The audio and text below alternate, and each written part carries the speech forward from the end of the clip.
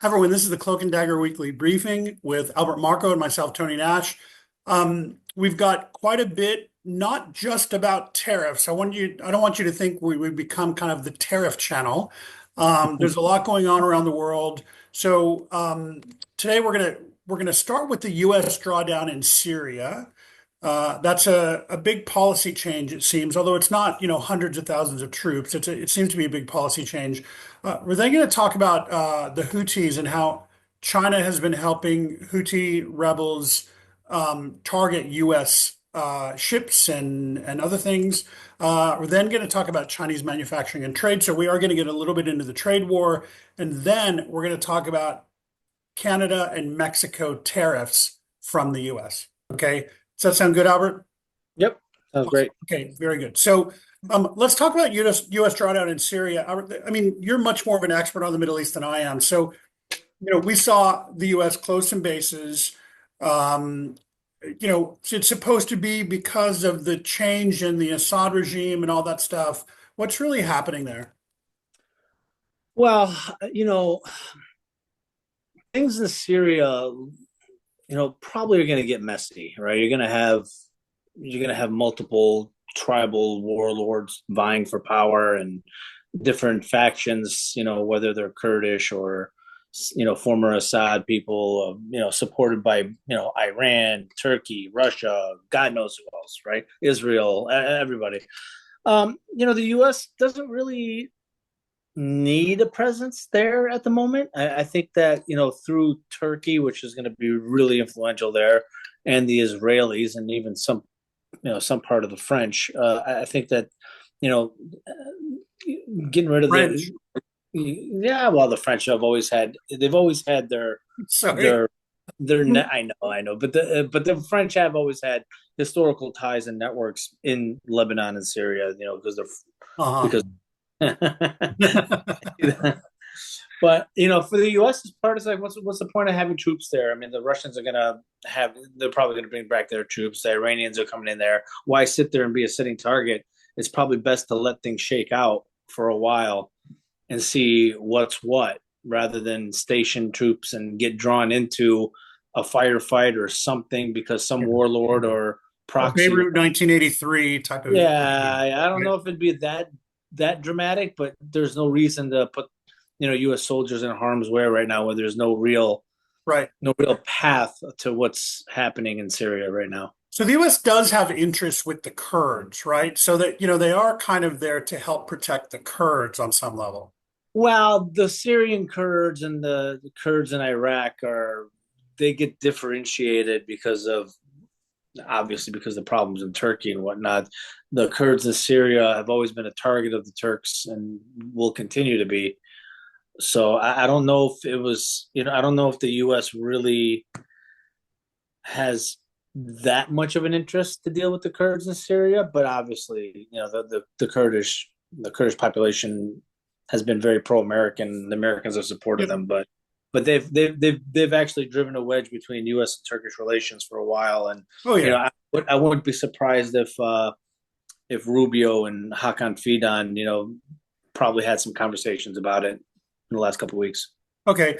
So just to bring in another factor, how much of a factor could the U.S.-Russia discussion around Ukraine be an element of this? Meaning, Syria is traditionally or has in the last, probably 40 years been a Russian ally.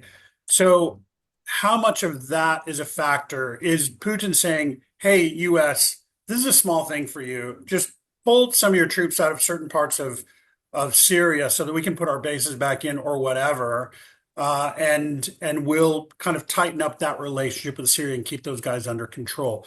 Could that be kind of a Russian kind of approach, although it will never be documented or whatever, but could that be one of their asks? You're right. It'd never come out light of day, anyways. But as for for a mental exercise, yeah, for sure, it could. Absolutely. Where the U.S. would be like, hey, well, here's an olive branch here. Give us an olive branch over here later. Absolutely, it could be. Okay. So it's just difficult right now because the Russians have they're really depleted in their logistical capacity for troops anywhere around the Yeah, world, but they're basically. very proud, right? I Well, mean, everyone pride. is, right? So they've had that historical footprint at least for, 4 decades or whatever. They don't want to give it up because it makes them. No, nor will they give it up. I expect them to run an air base there, for the foreseeable future. So we'll see what transpires. But Yeah. going back to your question, could this be a quid pro quo? Yeah, surely it Yeah. could be. And I just want to tell people, like, with geopolitics and diplomacy and everything, there is no such thing as black and white. You can think Russia or China are terrible, but the US has to play ball in some areas to give these guys a little bit of what they want because things mean, Syria may be a major priority for Russia, but the Americans, they don't care, right? So, we pull a few troops back. We have fewer than 1,000 there now. For the Russians, it could be a big deal, right? So we just need to understand that those trade-offs and those interlinkages and we pull back somewhere else, give a little here, take a little there. As long as there's some sort of we get something out of these relationships, then it all balances out. Is that fair to say? Yeah, of course. I mean, again, people like to look at black issues black and white when it's just simply not like that Not that in the world politics isn't. or anywhere. It doesn't work anywhere.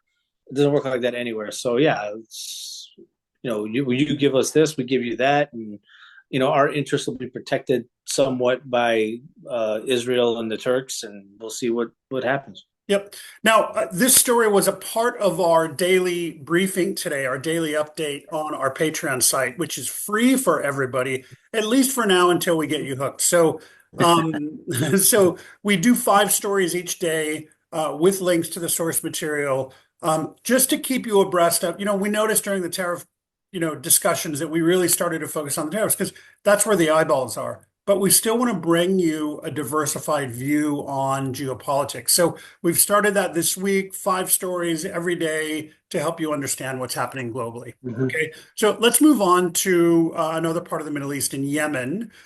You posted a story, Albert, I think it was yesterday, about how a Chinese company has been helping the Houthis to target U.S. assets in the region. Can you talk about that a little bit? Well, they've been giving GPS navigation and satellite images to the Houthis to target Western ships. I mean, I don't know why this is some sort of surprise. The Chinese have had barges off of the Yemeni coast selling arms and rockets to the Houthis and whoever for years. I mean, I've tweeted this for God, it's got to be like 4 or 5 years now, right? None of this is surprising. So the fact that the media is making something of it right now is a little bit laughable to me, to be honest with you. Is it dastardly? Yeah, but I mean, what do you expect the Chinese to do and the Russians? Of course, they're going to use proxies to attack the U.S. and the West whenever they can. I would do the same thing if I was in their shoes, right? Of course. But Keep what people what off balance, right? of course it was, but what happens from here? Well, I mean, surely Trump is going to use this as a negotiating tactic or point of contention with the Chinese. Be like, hey, you're hitting us here. Why don't we hit you in the Philippines or so on and so forth? Or gives a justification to amp up the defenses in Taiwan and those type of discussions are surely going to be happening. But on the bigger picture, yeah, it's not that big a deal. I mean, they've been doing it for a while. The Russians do the same thing with Glasnost. They Did they hit any U.S. Targets? I think they tried. I know they tried to hit U.S. ships, and I don't know what the success rate of the Houthis are Right. versus American ships, and probably less than 1%. But it doesn't matter. It's the intent. Yeah. So when you made your post, my response was Houthi equals Iran equals China, right? So that's the chain of command there, really, right? And so we saw Israel take out a lot of Iran's air defenses a couple months ago. And so their ability to support the Houthis has been debilitated. And Mm-hmm. so if anybody's going to help them, it has to be the Chinese. And so, Iran can't do it, so China's doing it. And like you say, it's not really surprising, although it's disappointing. Yeah, but I mean, the Chinese have been helping the Houthis, for quite some time now. I mean, Yeah. one way or indirectly, directly. I mean, I guess that people don't really understand Yemen and what it was. It was always a communist launch pad for incursions into Saudi Arabia and other Gulf states to try to spread communism. This is a long time for Yes, 50, the 60 years. CDs or something. Yeah, even before that, I think it was, so it's like not surprising. People should learn history. Yep. Um, Russia, Iran, and China certainly doesn't want to give up Yemen fully. They won't.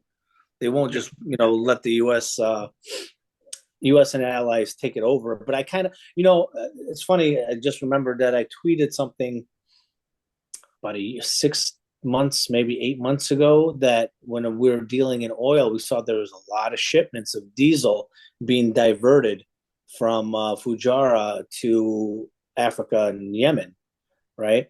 Yep. Which I, before Harold Malmgren died, I mean, I discussed it with him. I was like, hey, I think, I tweeted this too. I'm like, I think there's an operation that's going to be coming, because you don't stockpile that kind of diesel for nothing. I mean, Yemen doesn't have the consumption to justify. Of course, it's being transshipped, right? Yeah, of course. And then I think it was like 2 days ago, I saw that there was the North Yemeni government is like preparing for an offensive, against the Supported Houthi. by the Saudis, probably, and the Americans. Of course, obviously supported Right. by but these things happen in time, and like I said, the Chinese are supporting the Houthis, the U.S. supports the North Yemenis. This is a game that's been played for 50, 60 years. It's not going to change. Yep. So let's not be surprised when these stories come out. Yep. Yep. Good. Okay. So carrying on with China, let's look at Chinese manufacturing and trade. I've seen a bunch of stories over the past couple of weeks how Chinese factories are really hollowing out. We saw exports from China in March fall by 10%. Oh, That was reported this last week. So 10% year on year. So, what we've seen over the past probably month on social media is people say, well, the US is only 13% of China's exports, et cetera, right? Okay, fine. So if the US is only 13% of China's exports and their exports were down 10% in March, then it's going to get a lot worse in April, right? And May. So, first of all, the US isn't only 13%. Maybe that's direct trade, but of course, a lot goes through Southeast Asia and other places on the way to Mexico, everything. everything, right? So, Everything. so if you look at the 10% and you say, wow, almost all of US exports were decimated in the month of March. Officially, that 13%, right? It's bad. And again, we see people say things like, well, US exports are only 3% of China's GDP. Well, 3% is not a small amount. It's huge. And what I put out a few weeks ago was saying that it will cost the Chinese government $30 billion a month. Okay, let's dial it down a little bit, say 20, but I stick with $30 billion a month to keep these factories running, to keep people employed so there isn't social unrest, right? So if that happens, you continue to have a run of supply, meaning goods are manufactured, they're just coming out of that conveyor belt sitting there, and that hits deflation, right? So it becomes deflationary in China, which becomes a real vicious circle. Wages go down, everything. So China goes back 10 years in its development simply by having this overproduction for probably 3 months. Maybe that's a little bit of an exaggeration, but they go back a few years in their development simply by having that overproduction for 3 months. So what we've also seen is China has stopped. They've called off something like 40 vessels exporting goods from China to the US. So we're just starting to see that emptiness of cargo hitting the West Coast. We'll just start to see that over the next couple of weeks, but it's really going to intensify starting in probably mid-May. And that's when I think people on the West Coast especially will start to get really uncomfortable. Does that make sense? Yeah, what else I what else I saw, and I'll get your take on it.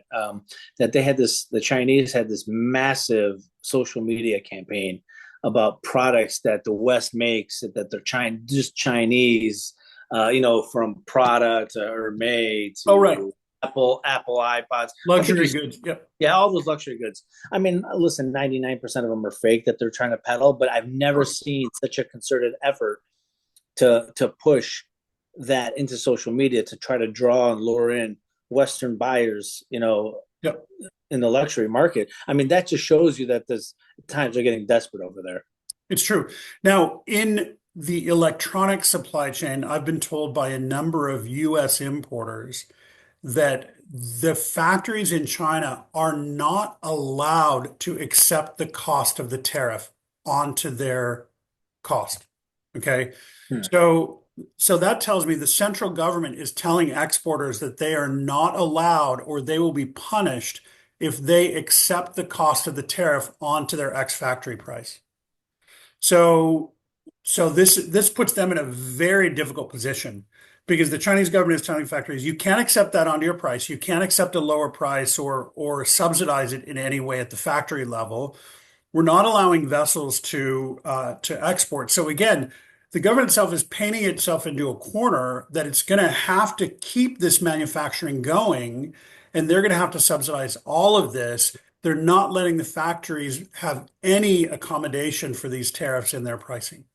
Yeah, but I mean, but that's a lot of it's due to the central government giving free energy and fuel to these factories to operate because to make things cheap, Of right? So I course. mean, yeah, so this is really it's really mucking up uh, the entire the modus operandi of Chinese manufacturing right now. Sure, That's but it's supported by layered the subsidy government. and restriction, right? Yeah, And what's going to happen is those goods are going to be dumped onto other markets. So they can't go to the US. They'll likely be exported, I don't know, to the Netherlands. And you have stockpiles of electronics in warehouses in the Netherlands at below market prices. And then lo and behold, they'll be put into goods that go to the US, right? Something like that. Or Greece, since they own Saloniki yeah, Port or something like that, right? So these goods they'll end up being, we'll see deflation in the price of those goods. They'll go to other parts of the world. They'll be assembled into other goods, and then they'll hmm make it to the US because Europe doesn't have any restrictions on Chinese goods. And China's going to kind of look the other way as they export to Europe at deflated prices. yeah. Not yet, but the Europeans need to be very, very careful of what they do with the Chinese, and they can't allow them to be a dumping ground for Chinese products because it would absolutely decimate whatever's left over from the European Yep. manufacturers. Yep. So Giorgia Meloni from Italy was in the White House yesterday. What do you make of that? Well, I mean, she's astute, far more astute than the Brussels parliamentarians in Totally. understanding that she needs to set aside the EU stuff and focus on Italy, right? I mean, the Italian luxury market is taking a big hit. Their defense industry is somewhat stable, but their manufacturing has also been on the downturn for many years now. So she is trying to change it back, but she recognizes to do that is better to deal with Trump in the United States independently than it is to go through Brussels. It's just the simple fact of the matter. Do you think she will break the customs union, at least at the edges? Oh yes, oh for sure. Okay. To safeguard the Italian economy, absolutely. Why would you give up? Why would you give up that security that you can negotiate on behalf of your own country's interest to Brussels, which is going to prioritize France and Germany? Right. It's just silly. Yep. Yeah. So I could see her making agreements with both the US and with China as a nation state.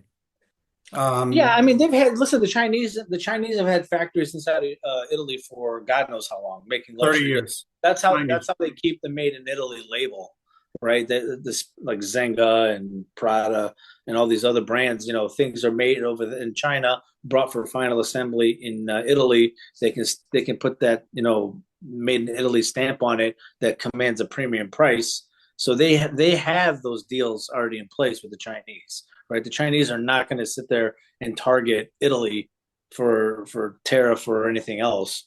They focus their attention to Germany and France and the bigger countries that they don't really deal much in that Did, sector. did you know that I spent a year in Prato in Italy? I lived in Florence and I Oh, worked so then you from know. then all you these know. knitted and leather factories and stuff. So yeah, it's exactly. And the Chinese came in the 2000s and started buying up these factories that were, you know, leading edge baby boomers, the older baby boomers, their factories who wanted to retire, and the Chinese started buying that up, and that's how they Mhm. got into this business. So it's a very interesting approach that they took. Yeah, there's a specific region in China, and they have a very distinct dialect, the Wenzhounese, I believe it is. If I butcher the pronunciation, please don't comment below. Just don't. Mhm. But that's like, even like normal Chinese don't even understand that language, and they're very good tradesmen. And they actually, the military, the PLA, used to use them for communications because it's such an extremely hard language to learn. So in Wenzhou is what you're Yeah, saying. yeah. So okay, very interesting. I need to look at that. I didn't know It's that. called the Devil's Dialect, I believe it. Hmm. It's so strange. It sounds like normal mainland Chinese will think it's like Korean because they just can't understand it. But It's that's the majority of the people like in Italy and Prado hmm, and doing those type of trade. Zhejiang province. Okay, very interesting. Okay. Now the last topic we're going to cover are Canada and Mexico tariffs. So you had posted something about the reality, and we had posted a story on Cloak and Dagger about the reality of Canada and Mexico tariffs earlier this week. So, can you walk us through that? Are things as dire for Canada and Mexico as media tend to portray? No. So when the media, specifically the Canadian media, making it like this is Canada, the US is trying to destroy or annex Canada, blah blah blah, right? Sorry, when you say Canada, can you also say the 51st state? Second trigger. I mean, I would make Alberta happy, but the Quebec would be, you know, pitchforks and Right. torches at my house. That's a joke, But everybody. That's a joke. but so because there are long-standing free trade agreements between the U.S. and Canada and Mexico, right? A lot of these Trump tariffs have been hollow, right? They're not. They're so the border people, the border patrol are not. They're not collecting tariffs on Trump's tariffs because if in fear of violating those free trade agreements, which then would trigger legal repercussions for the U.S. government, which most likely they'd lose, right? Because of these longstanding agreements. So I mean, Ratified treaties.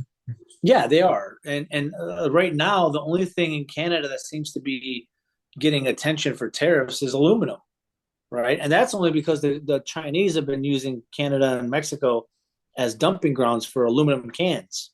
Yep. They're like the Coca-Cola cans and whatnot. So that's what that primarily is happening. Now, everybody on both sides of the border, north and south, like, oh, Trump is destroying trade and blah blah blah. But the reality is, it's like maybe 1.5% of Canadian trade is being affected by this. So, Yeah. and this is coming from like a very senior hedge fund guy that I spoke with, and I was a little bit taken aback. I was like, wow, okay, well, I didn't know that. I mean, but honestly, I didn't really research it. I just, took whatever the media's and narratives at face value. But once you dig in, it's really not that bad. But when I talk to people about Mexico and Canada and they say Trump doesn't have a strategy and all this stuff, that's all fine. Maybe he doesn't. I don't know. But the objectives there seem to be, to me, they seem to be primarily immigration and fentanyl. Yes. Those seem to be the biggest objectives for the Trump administration on Mexico and Canada. The other one is really regulatory barriers in Canada and, milk and wood and all kinds of stuff. Yeah, yeah. And so, Trump wants access for ag to those markets. And is it a significant win in terms of dollars? Probably not, but it's a moral win for the farmers in the US. And so, it's bringing down those regulations. So the issues for Mexico and Canada are not the same issues as for China, right? And so, and I would argue even for Europe, because I think the regulatory environment, I would say Europe is more similar to, say, the Canadian approach, meaning it's really the regulatory environment in Europe that Trump is objecting to, and the tax environment with value-added tax. So I think, you're right. I think it probably is a lot less than, pearl clutching Canadian journalists because journalists generally don't research the things they talk about. So, especially in geopolitics, especially complicated things like taxes and tariffs, They're not smart people. Okay. I spent a decent part of my life around journalists in media, probably 10 plus years.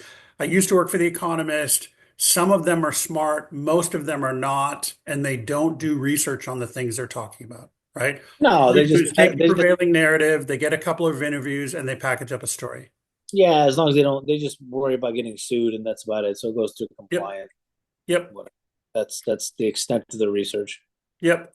Okay, very good. So, for everyone watching, please like and subscribe. More subscribe. It's okay if you like, but give comments. We really need to hit 500 subscribers so we can monetize this. So please subscribe to this. If you have comments, if you have questions, go over to our Patreon and direct message us if there are things that you want us to cover. We're very happy to do it. And in the meantime, pay attention to our daily briefing that we're putting out every weekday so that you can stay on top of geopolitical activity. So thanks very much. Thanks, Albert, and have a I great think weekend. Thank you. yep, you too.